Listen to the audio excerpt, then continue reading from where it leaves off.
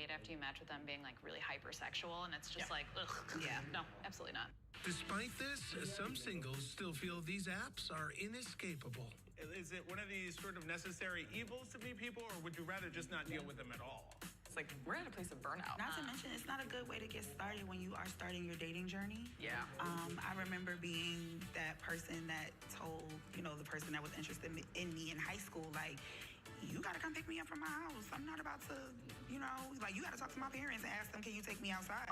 Dr. Jack Turbin, assistant professor of psychiatry and behavioral sciences at UC San Francisco, says many of these singles' concerns are backed by research. The incentive for these apps are just for people to be on them a lot. So they're not necessarily having their incentives align with people having better mental health or forming long-term deep relationships. Dr. Turbin also points to the disproportionate and, at times, even contradictory mental health impacts of these apps. For straight cisgender people, they have all of these milestones through their early life to develop skills in romance and intimacy. They also have sexual education programs that are geared specifically towards them that help them understand how to integrate sexuality into relationships, how to do that in a healthy way. But LGBT people don't always have those things.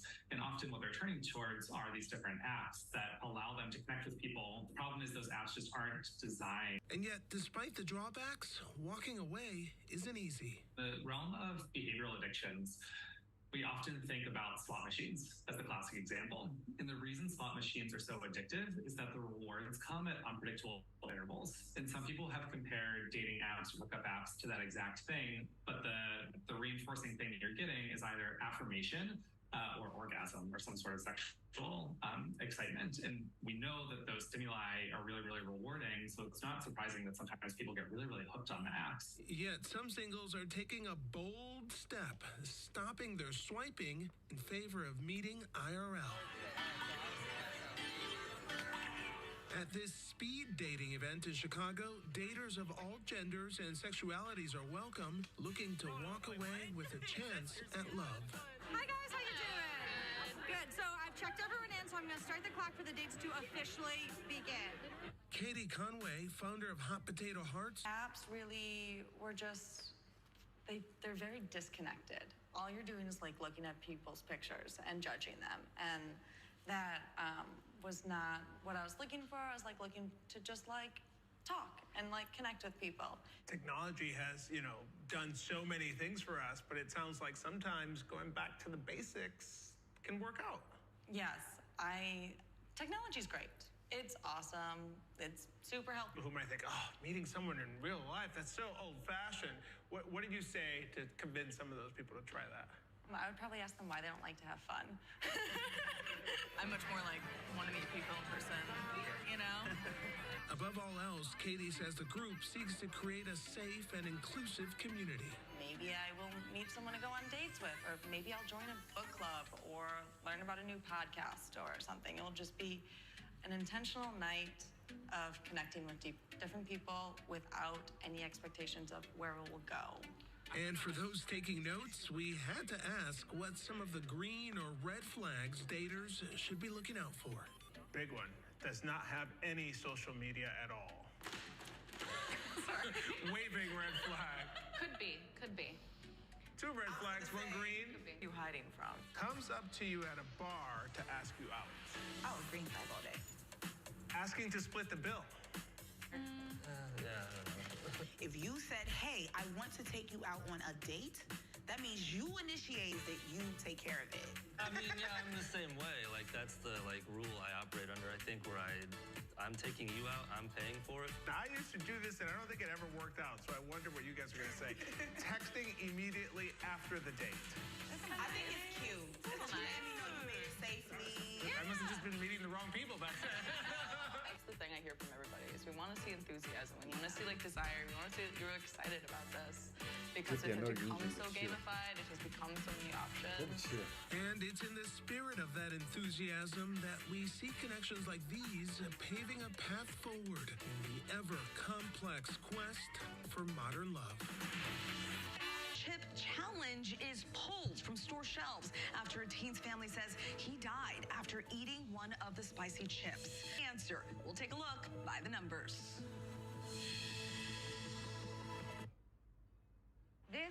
ABC News Live. The crush of families here in Poland. At refugee centers. In Putin's Russia. On the ground in Ukraine. Close to the front line. From the capital. Destructive Cat 4 storm. You're along I-5. Boston is in the bullseye. Let's go. ABC News Live, America's #1 streaming news. Anytime, anywhere. Streaming 24/7 straight to you for free. Thank you for making ABC News Live America's #1 streaming news. It's lunchtime in America, so what are we serving up? Well, how about everything you need to know? You know, that sounds pretty good. Good food. GMA 3, what you need to know. A third hour of GMA in the afternoon. So join us, afternoons. For everything you need to know. I love that. All right, here we go. You ready? Let's do it. Yes, it's the show America wants and America needs right now. This is What Would You Do? Watching Saturdays on ABC News Live. What would you do? Hey, I guess I just found out. This is ABC News Live. The crush of families. From the capital. Destructive Cat 4 storm. You're along I-5. Boston is in the bullseye. Let's go. ABC News Live, America's #1 streaming news. Anytime, anywhere. Streaming 24/7 straight to you for free. Thank you for making ABC News Live America's #1 streaming news. When I got sent to Idaho to cover the murders of 4 college students, it was a story that didn't make any sense. 4 students stabbed to death in their beds while 2 roommates were home. You gotta think to yourself, okay, who's the target and how many people would a man go through to get to his target? I'm Kana Whitworth with ABC News. This is the story of savage murders, a determined small-town police force, and a scholar of crime. This is the King Road Killings. The full series is out now. Listen to every episode wherever you get your podcasts. With so much at stake news, World News Tonight with David Muir, America's #1 most watched newscast across all of television. Reporting from Manhattan, I'm Diane Macedo. Wherever the story is, we'll take you there. You're streaming ABC News Live. Welcome back. Tonight we have some pocketbook questions for you. Do you feel rich? And how much money would it take to make you feel rich? Bloomberg set out in search of answers, and we have their findings by the numbers. The survey asked more than 1,000 Americans who earned at least $175,000 a year, with 25% of the top 10% of the U.S. tax bracket describe themselves as poor but getting by, while about 50% said they feel just comfortable despite having good jobs, owning their own homes, and having savings for retirement. Perhaps most surprising, about 5% of those with a net worth of $1 to $5 million said they were just comfortable, and some even consider themselves poor. A solid 25% surveyed said they worry about the rising cost of living and don't think they'll be better off financially than their parents. So whether people are trying to match the lavish lifestyles we see on social media or feeling anxious about the growing class of ultra wealthy, it seems that for many, enough may never be enough. And we still have much more to get to here on Prime, including a preview of my behind-the-scenes conversation with music superstar Carol G as she takes the stage for her new tour. And we highlight the strength and spirit of the people of Maui, especially children, 1 month after the devastating wildfires broke out. But first, here's a look at our top trending stories on abcnews.com.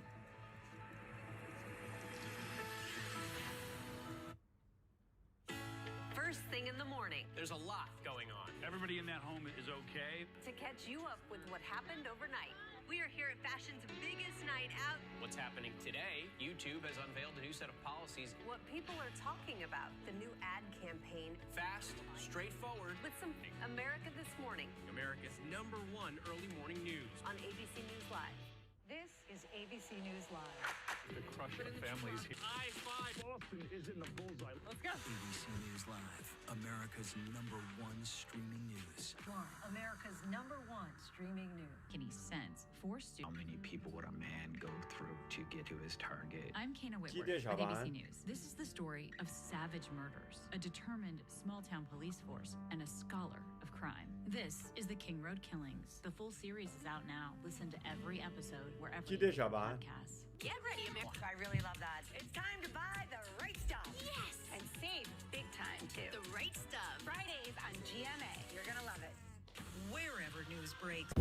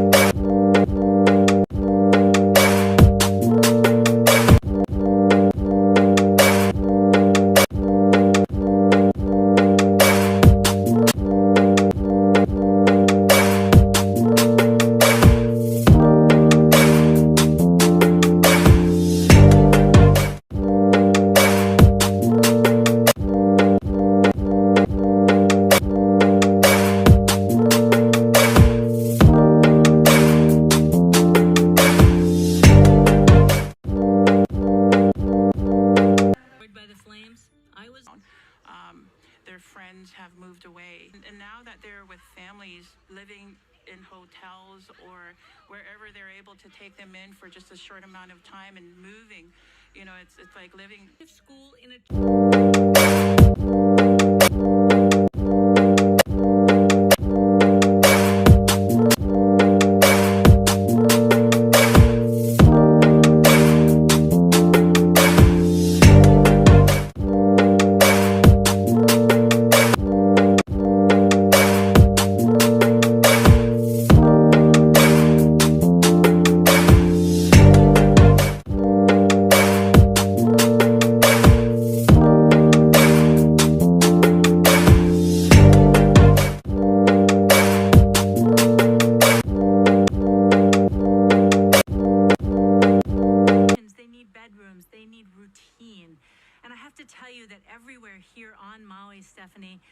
people are coming together to support the keiki. I'm here at Imua Gardens, and they do therapeutic work for children. They, along with other grief groups, will be helping the children, counseling them, helping them to work through their grief and trauma. And as we said, it's often not verbal. So we know that work is going to extend for years, maybe decades. This fire will be the defining event of these children's lives. It certainly will. The healing process will be a long one, but they are in it. Becky, thank you so much for meeting with those families and sharing their stories with us. Thank you. You got it. That is our show for this hour. I'm Stephanie Ramos. Stay tuned to ABC News Live for more context and analysis of the day's top stories. Thank you for streaming with us. Lives are changed. Getting you book free on ABC News Live. Faster, smarter, and customizable to your interests. If you love being in the know, you're gonna love this. Experience the all-new ABC News app. Download it now. It's lunchtime in America, so what are we serving up? Well, how about everything you need to know? You know, that sounds pretty good. And of course, good food. GMA 3, what you need to know. A third hour of GMA in the afternoon. The crush of families here in Poland. At refugee centers. In Putin's Russia. On the ground in Ukraine, Close to the front line. from the capital, destructive Cat 4 store. Students. And go through to get to his target. I'm Kana Whitworth with ABC News. This is the story of savage murders, a determined small-town police force, and a scholar of crime. This is the King Road Killings. The full series is out now. Listen to every episode wherever you get your podcasts. Hurricane hunters flying. The hurricane expected to clear storms from Washington, D.C. to Philadelphia to New York. Rob Marciano timing it all out. A Philadelphia police officer under arrest tonight, charged with murder. Disturbing body camera video released today shows him shoot and kill a driver in his car, firing 6 shots in 7 seconds. The video completely contradicting the original police claim about what happened. Pierre Thomas standing by. New details revealed in the special grand jury report in Georgia. We're now learning jurors recommended charging 39 people in connection with efforts to overturn the state's 2020 election results, including U.S. Senator Lindsey Graham, and what the judge has just decided about Mark Meadows' defendants, including former President Pennsylvania. ABC News confirming the corrections officer in the guard tower when the fugitive made that stunning escape up a wall has been fired. More than 350 officers now medical emergency. Thousands of time could take days. The well-known YouTube mom influencer in court, charged with child abuse. The dramatic 911 apologizing after being arrested following a confrontation with police in Oklahoma. Brian admitting, quote, "I was out of line." And 1 month after the devastating wildfires, the people of Maui and their resilience. From ABC. Good evening, and it's powerful Category 4. And it comes amid a severe thunderstorm alert. D.C., Philly, New York, and Boston, more than 50 million Americans in the threat zone. This satellite image of Hurricane Lee churning in the Atlantic, expected to maintain its intensity over the next few days. Overnight, hurricane hunters flying into this storm. Their video there capturing shots of lightning flashes. At this hour, there you see the spaghetti models of its possible path, turning north, then going parallel up the East Coast. Rough surf and rip currents from Florida to Maine expected all next week. Meantime, severe there on I-93, and many delays, especially across the Northeast. ABC senior meteorologist Rob Marciano is tracking it all, and he leads us off. Hi, Rob.